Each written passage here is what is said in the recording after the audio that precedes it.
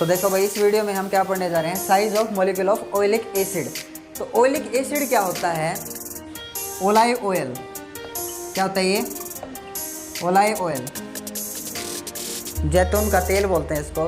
तो ये मेथड जो मैं अभी बता रहा हूँ, ये इसके एक मॉलिक्यूल का साइज मेजर करना है हमारे को। तो इसके एक मॉलिक्यूल का साइज अप्रोक्सीमेट कितना निकल के आता है, तो अपनी कैलकुलेशन में निकल के आता है 10⁻⁻⁹ मीटर तक। तो कौन सा मेथड है ये? तो ये काफ़ी ओल्ड मेथड है, ये पुराने टाइम पे ये यूज़ करते थे हम। आज के टाइम पे तो अपने पास स्पेक्ट्रोमीटर भी आ गए हैं, ठीक है, जिससे हम बहुत छोटे साइज़ के पार्टिकल्स का, नैनो साइज़ पार्टिकल्स का मेजरमेंट कर सकते हैं बड़ी ईजिली, ठीक है। ऐसे मीटर भी आ गए हैं जिनसे हम मास भी मेजर कर सकते हैं, इलेक्ट्रॉन प्रोटॉन का, ठीक है। तो ये पुराना मेथड है अपने पास, ठीक है। तो स्पेक्ट्रोमीटर जब नहीं थे अपने पास, या अपने पास माइक्रोस्कोप नहीं होते थे, अपने पास एडवांस नहीं थी साइंस जिस टाइम पे, उस टाइम पे इस मेथड का यूज़ करते थे। आज तो आपको बताया अपने पास माइक्रोस्कोप है, टेलीस्कोप है। अगर माइक्रोस्कोप का मतलब क्या है, कहाँ तक आप चीज़ों को देख सकते हो, 10⁻⁻⁶ मीटर तक, इतना साइज़ आप देख सकते हो, मेजर कर सकते हो, ठीक है। जब इससे बड़ा साइज़ होगा तो माइक्रोस्कोप से अगर नहीं दिखेगा तो दूसरा माइक्रोस्कोप यूज़ कर लेंगे, एक्सरे माइक्रोस्कोप है, ठीक है। उससे भी अगर नहीं दिखेगा तो फिर इलेक्ट्रॉन माइक्रोस्कोप है, जिससे इलेक्ट्रॉन भी दिख जाता है अपने को, इलेक्ट्रॉन का साइज़। आई चीज़ समझ में? तो ये एडवांस टेक्नोलॉजी से पहले का है ये मेथड, जो आपने सीखना है कि कैसे कैलकुलेट करते थे भाई हम। तो ये जो ओलाई ऑयल है, इसको ओलिक एसिड नाम दिया गया है। तो हमने करना क्या है, बेसिकली एक मॉलिक्यूल का साइज मेजर करना है। साइज मतलब डायमीटर। क्या है? डायमीटर। तो हम क्या चाहते हैं, हम एक ऐसी लेयर बनाएं जिसका एक एक एटम या मॉलिक्यूल उस लेयर पे सिंगल फॉर्म में हो, मोनो एटॉमिक लेयर बने, मोनो एटॉमिक लेयर।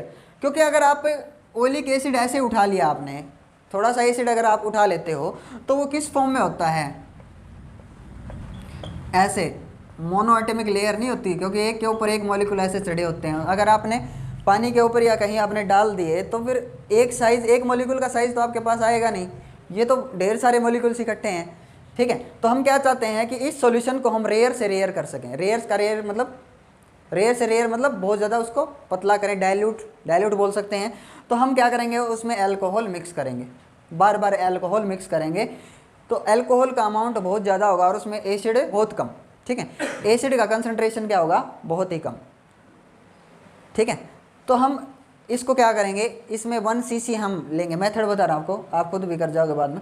1 cc हम ऑयलिक एसिड लेंगे, उसमें कुछ अल्कोहल ऐड करेंगे बाहर से, फिर वहाँ से कुछ सॉल्यूशन उठाएंगे, फिर उसमें बाहर से फिर फ्रेश अल्कोहल ऐड करेंगे।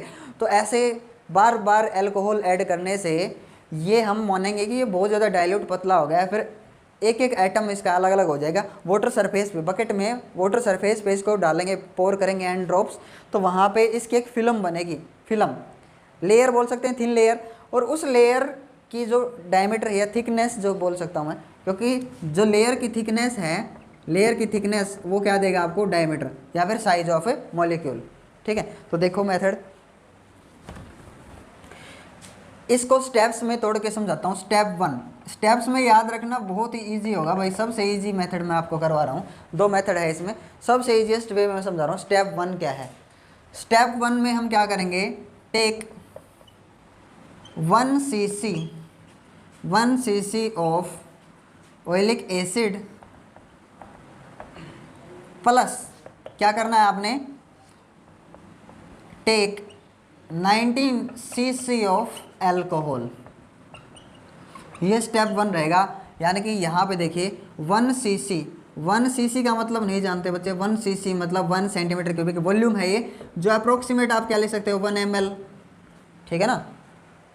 जो मार्केट से आप ड्यू की बोतल लेके आते हैं, स्प्राइट की बोतल लेके आते हैं, उसके ऊपर क्या लिखा होता है, 250 ml, 500 ml, और ऐसे 1000 ml में क्या मानते हैं हम, 1 लीटर, है ना, यही होगा।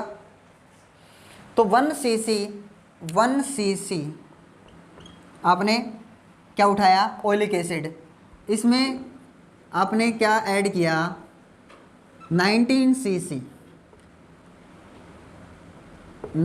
cc alcohol. ये एसिड है और ये अल्कोहल है,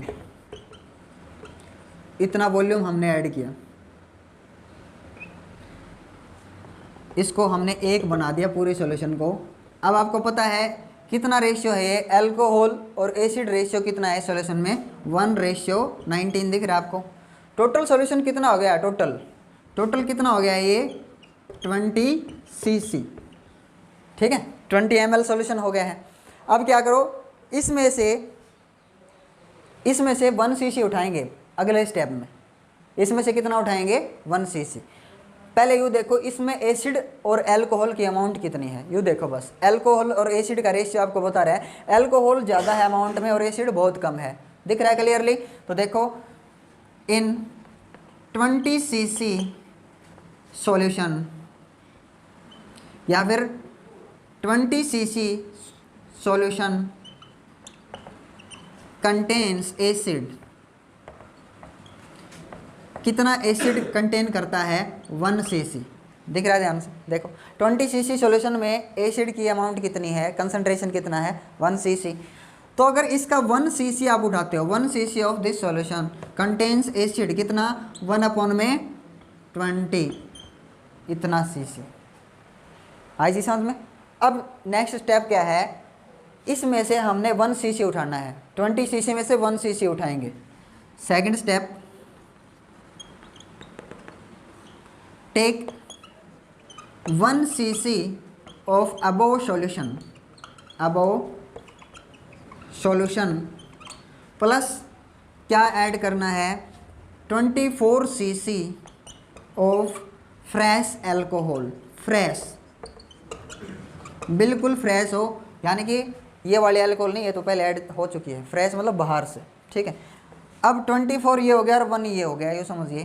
तो 1 cc तो अबव सॉल्यूशन में से उठा लिया हमने, प्लस 24 cc फ्रेश अल्कोहल,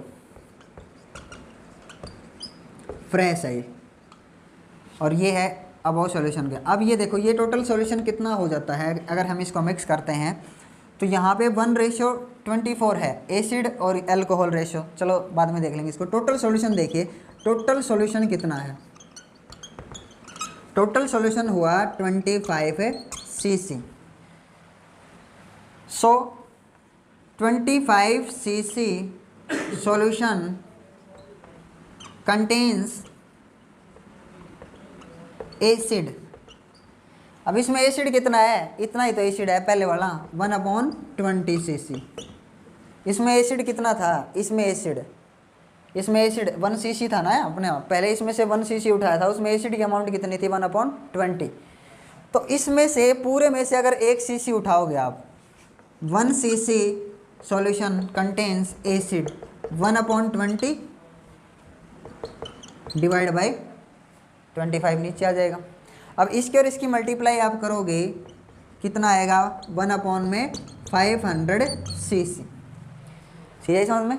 यानी कि और ज़्यादा देखो कंसंट्रेशन और कम हो गई है, 1/20 पार्ट था अब 1/500 पार्ट हो गया, चीज़ आई समझ में। तो हम क्या चाहते हैं कि मोनो एटॉमिक लेयर बने, बस इतना ही चाहते हैं हम। अब थर्ड स्टेप क्या रहेगा, इस सॉल्यूशन में से हमने एक ड्रॉपर भरना है, एक ड्रॉपर फिलअप करेंगे हम, और फिर वाटर सरफेस के ऊपर एन ड्रॉप्स डाल देंगे। थर्ड स्टेप देखो इसका, स्टेप 3 क्या है भाई, फिल अप ए ड्रॉपर।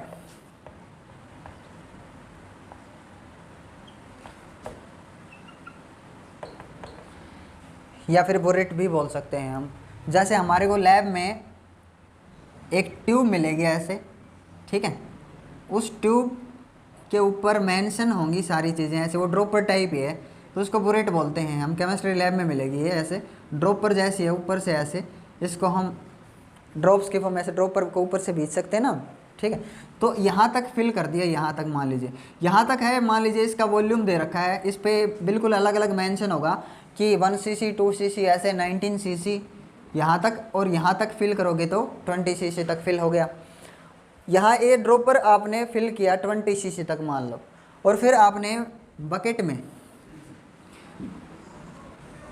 बकेट में कुछ ड्रॉप्स डाल दी।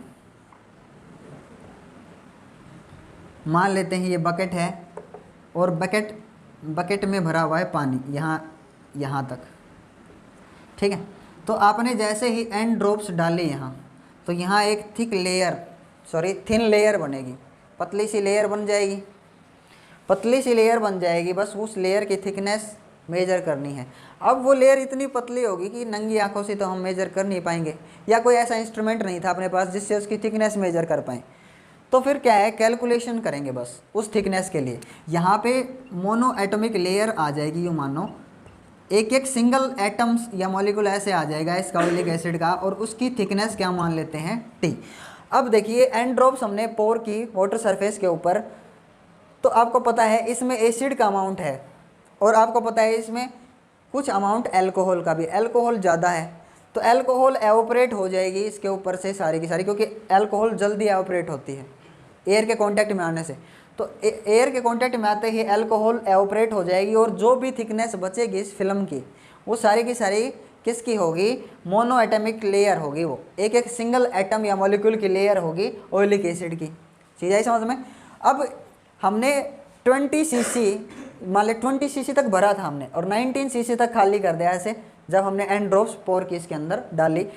तो 1 cc में ऐसे कितनी ड्रॉप्स गिर गई, मान लीजिए 10 ड्रॉप्स गिर गई।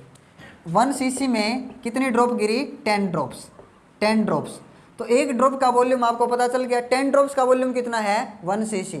तो 1 ड्रॉप का वॉल्यूम कितना हो जाएगा, 1/10 cc। आई ना चीज़ समझ में, यानी कि 0.1 cc ये एक ड्रॉप का वॉल्यूम हो गया। तो आपने जो भी ड्रॉप्स इसके अंदर डालनी है गिन करके डालनी है। एन ड्रॉप्स, कितने ड्रॉप्स डाल दिए हमने, एन ड्रॉप्स, और इन एन ड्रॉप्स की काउंटिंग आपको आनी चाहिए, कितनी काउंट करते हो याद रहनी चाहिए, ठीक है। अब क्या करना है, हमारे क्या समझ में आएगा कि इनका वॉल्यूम जितना है ना, इनका एन ड्रॉप्स का, उतना ही वॉल्यूम किसका होगा, उस लेयर का। तो उस लेयर का वॉल्यूम निकालने के लिए क्या करेंगे, एरिया ऑफ द बकेट, इस बाल्टी का एरिया कितना है, एरिया इंटू में थिकनेस, एरिया इंटू हाइट। तो हाइट क्या है यहाँ पे, थिकनेस उस फिल्म की। तो उस फिल्म की जो थिकनेस है और इस बकेट का एरिया आपको क्या देगा, वॉल्यूम ऑफ एन ड्रॉप्स, ठीक है। स्टेप 3 में पोर का मतलब डालना, pour N drops of this solution in a water bucket.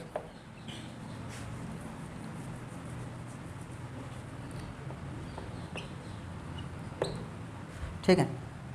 So volume of 1 drop, एक ड्रॉप का वॉल्यूम कितना मान लेते हैं भाई, हमने कैलकुलेट कर लिया है। तो वॉल्यूम ऑफ एन ड्रॉप्स कितना हो जाएगा भाई, N into we.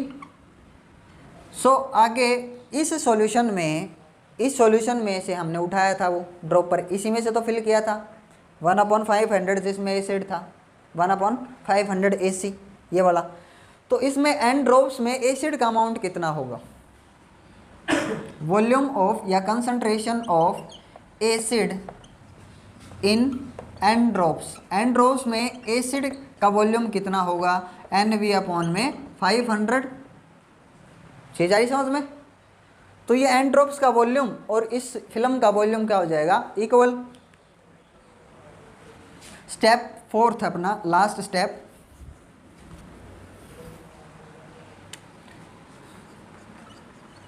Step 4, volume of the layer, या फिल्म लिख दूं, volume of the film is equals to क्या आएगा, volume of n drops. Volume equal है, तो फिल्म का वॉल्यूम कितना होगा, area into thickness is equals to volume of n drops, NV में 500। ठीक है। सो थिकनेस आ जाएगी ऐसे दिख तो नहीं सकती क्योंकि फिल्म बहुत ज़्यादा पतली है, दिखेगा थोड़ी ना, उसकी थिकनेस ऐसे मेजर नहीं कर सकते। तो क्या करेंगे, NV में 500 और नीचे ले जाएंगे एरिया ऑफ द बकेट, और ऐसे आप उसका साइज़, थिकनेस, डायमीटर आप अगर मेजर कर सकते हो तो जो थिकनेस है वो आपको क्या देगा, साइज़ या डायमीटर। चीज़ आई समझ में। तो इस तरीके से हम अपने रिजल्ट पे आते हैं, तो ये मेथड यूज़ करते हैं हम। चीज़ आई समझ में। So this is the formula of size of molecule of oleic acid. ठीक है।